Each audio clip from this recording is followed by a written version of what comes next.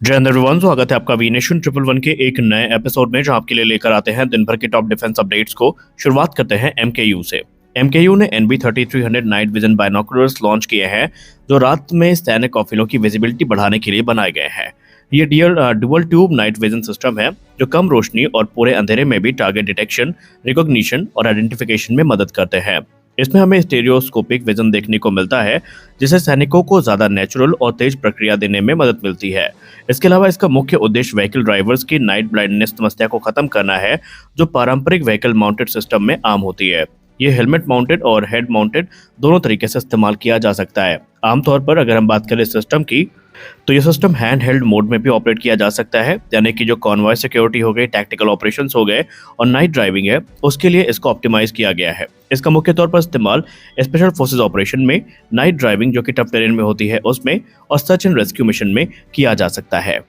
हमारी अगली बड़ी अपडेट ABNL यानी आर्मर्ड व्हीकल निगम लिमिटेड को लेकर आ रही है। आर्मर्ड व्हीकल निगम लिमिटेड ने BMP-2, T-72 और T-90 जो मेन बैटल टैंक्स हैं, इनके इंजनों को 100% स्वदेशी कर दिया है, यानी इसमें 100% इंडिजनाइजेशन हासिल कर ली गई है, जिससे रूस पर निर्भरता पूरी तरीके से खत्म हो गई है और हम उनके स्पेयर पार्ट्स को और जो मेंटेनेंस है उसको भारत में ही मैनेज कर सकते हैं।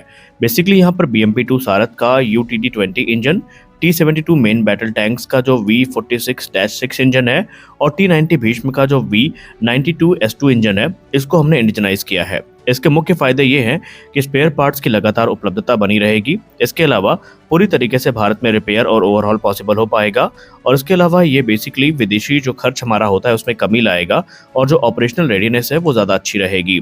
इसका रणनीतिक महत्व भी काफ़ी ज़्यादा है, क्योंकि T-90 और T-72 main battle tanks Bharat की फ्रंट लाइन स्ट्राइक कैपेबिलिटी है और भारत इनको लगातार ऑपरेशनल बनाए रखना चाहता है, और ऐसे में ये कदम काफ़ी महत्वपूर्ण माना जा रहा है।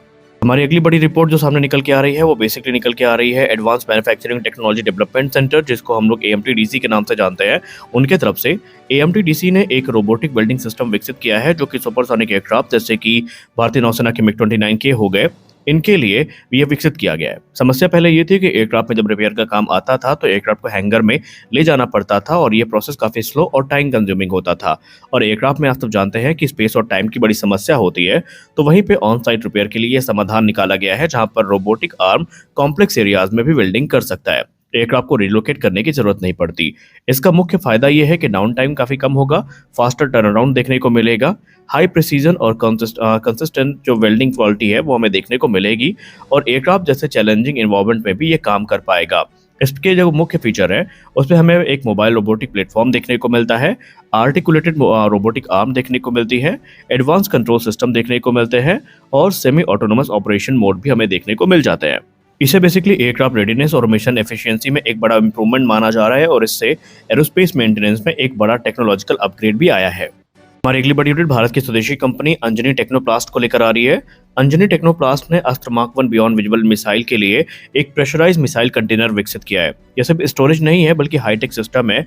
ये कंटेनर मिसाइल को सुरक्षित रखने के साथ साथ उसकी ऑपरेशनल रेडीनेस को लंबे समय तक बनाए रखता है। इसमें हमें हर्मेटिकली सील्ड इन्वायरमेंट देखने को मिलता है, जिससे अंदर का पूरा माहौल सील्ड होता है और नमी और ऑक्सीजन को हटाकर ये डैमेज को रोक सकती है। इसके अलावा इसमें जो सॉलिड फ्यूल मिसाइल्स में मॉइस्चर की समस्या होती है प्रोपेलेंट में, जिससे प्रोपेलेंट की खराब होने की समस्या हो सकती है, उसको भी ये खत्म कर देता है, यानी मॉइस्चर प्रोटेक्शन भी हमें यहाँ पर देखने को मिलता है।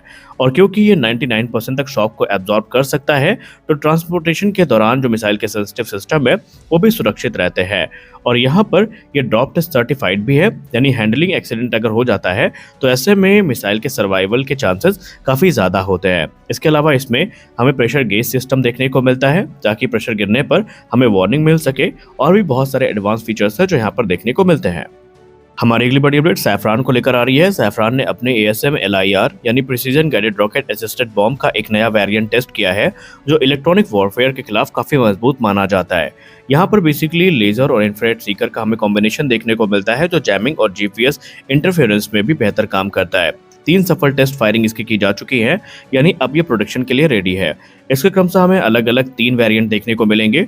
जो बेसिक वेरिएंट होगा वो होगा SBU-38, जहां पर हमें INS और GPS नेविगेशन सिस्टम देखने को मिलेगा, और ये सिर्फ स्टेशनरी टारगेट के लिए है। दूसरा होगा SBU-54, जो कि इंफ्रारेड होगा। यहाँ पर हमें थर्मल इमेजिंग देखने को मिलेगी, GPS ना भी हो तब भी ये एक्यूरेट स्ट्राइक कर सकता है। तीसरा वेरिएंट होगा SBU-64 जो कि लेजर गाइडेड है। ये मूविंग टारगेट पे भी हमला कर सकता है। अगर लो एल्टीट्यूड से लॉन्च किया जाता है तो इसकी रेंज 15 किलोमीटर होगी। हाई एल्टीट्यूड से लॉन्च करने पर ये 70 किलोमीटर तक स्ट्राइक कर सकता है।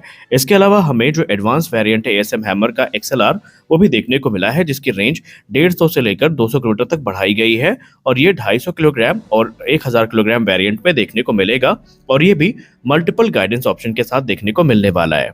हमारी अगली बड़ी अपडेट भारतीय थल सेना को लेकर आ रही है। भारतीय थल सेना ने रशिया यूक्रेन वॉर से सीख लेते हुए अब हाई स्पीड इंटरसेप्टर ड्रोन्स विकसित करने का फैसला किया है और वो कर भी रहे हैं, जो दुश्मन के ड्रोन्स को हवा में ही नष्ट कर सकेंगे।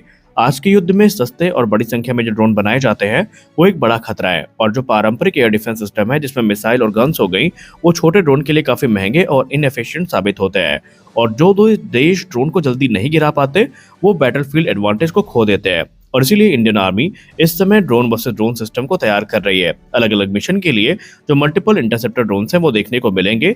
छोटे ड्रोन्स के लिए क्विक रिस्पांस इंटरसेप्टर्स होंगे, जबकि तेज टारगेट के लिए हाई स्पीड इंटरसेप्टर्स देखने को मिलने वाले हैं।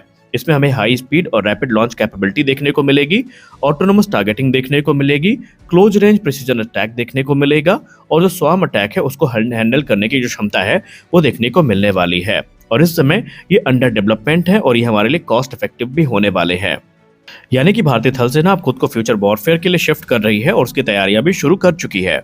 सऊदी के जो डिफेंस एनालिस्ट हैं उन्होंने एक बड़ी संभावना पर बात करते हुए कहा कि अगर मध्य पूर्व में तनाव और ज़्यादा बढ़ता है और सऊदी अरब पर अटैक होता है तो उन्होंने ये दावा किया है कि सऊदी और ईरान के बीच में अगर सीधा युद्ध हुआ तो पाकिस्तान के साथ जो रक्षा समझौता है वो सक्रिय हो सकता है और ऐसे में पाकिस्तान सऊदी अरब की मदद करने के लिए बाध्य हो जाएगा। अब उन्होंने ये भी कहा कि अगर पाकिस्तान युद्ध में कूदता है तो फिर जो क्षेत्रीय स्तर पर तनाव है वो काफ़ी ज़्यादा बढ़ेगा और ये पाकिस्तान के लिए एक धर्म संकट की स्थिति होगी, क्योंकि पाकिस्तान अभी अपने आप को ईरान का सबसे बड़ा हितैषी बनाकर प्रदर्शित करता है और हमने मल्टीपल मोमेंट्स पाकिस्तान में देखी है कि वो ईरान के समर्थन में आए हैं। लेकिन अब भारत के लिए भी ये जो स्थिति है वो गंभीर होती जा रही है और भारत भी पूरे मामले पर अपनी नज़रें बनाए हुआ है। पाकिस्तान के लिए स्थिति जटिल इसलिए है क्योंकि सऊदी अरब से उन्होंने समझौता कर रखा है और उनके ईरान के साथ सीमा और सांस्कृतिक संबंध भी हैं, जैसा वो क्लेम करते हैं। अब क्योंकि यहाँ पर अगर पाकिस्तान आया तो पाकिस्तान के लिए जो हालत है वो काफ़ी ज़्यादा खराब हो सकती है, लेकिन सऊदी अरब का कहना है कि किसी भी पॉइंट ऑफ टाइम पर पाकिस्तान अगर यहाँ पर मना करता है तो वो अपना डिफेंस पैक्ट ब्रेक कर सकते हैं। तो देखते हैं हमें क्या देखने को मिलने वाला है। हमारी अगली बड़ी अपडेट SU-57 फैलन को लेकर आ रही है। रशियन मीडिया की बात माने तो अब रूस जो है वो फाइनल अप्रोच करने वाला है SU-57 फैलन के ट्विन सीट वेरिएंट को लेकर के। हालांकि दावा किया गया कि भारत और रूस के बीच में कई बार जो बातचीत है वो हो चुकी है, लेकिन ये टॉक्स अभी किस लेवल पर है ये तो कंफर्म नहीं हुआ। लेकिन इतना पता है कि भारत के कहने पर ही रूस ने जो ट्विन सीट वेरिएंट कॉन्सेप्ट है इस पर बात करना शुरू किया है। अब इस पॉइंट ऑफ टाइम पे ये कहना जल्दबाजी होगी कि हम डील फाइनलाइज करेंगे या नहीं करेंगे, लेकिन इतना स्पष्ट है कि अब यहाँ पर जिस प्रकार के सिनेरियो क्रिएट हो रहे हैं वैसे में देखना काफी इंटरेस्टिंग होगा कि अब SU-57 के लिए कोई जगह बचती भी है या नहीं, क्योंकि इस समय भारत में AMCA के बाद जिस प्लेटफॉर्म की बात होती है वो एक 6th जेन फाइटर है और ऐसे में देखना बनता है कि रूस का जो फाइनल प्रस्ताव है उसमें वो क्या सामने रखते हैं और भारत उस पर क्या निर्णय लेता है। क्या आपको लगता है कि अब SU-57 को खरीदना सेंस बनाएगा हमारे लिए जब हम बात 6th जेन फाइटर प्रोग्राम में एंटर करने की करते हैं? आप अपनी राय कमेंट सेक्शन में जरूर दें। आज के इस वीडियो में बस इतना ही। अगर वीडियो अच्छा लगा तो वीडियो को लाइक जरूर करिए, नए हैं चैनल को सब्सक्राइब करिए। मिलते हैं अगले वीडियो में, तब तक के लिए जय हिंद।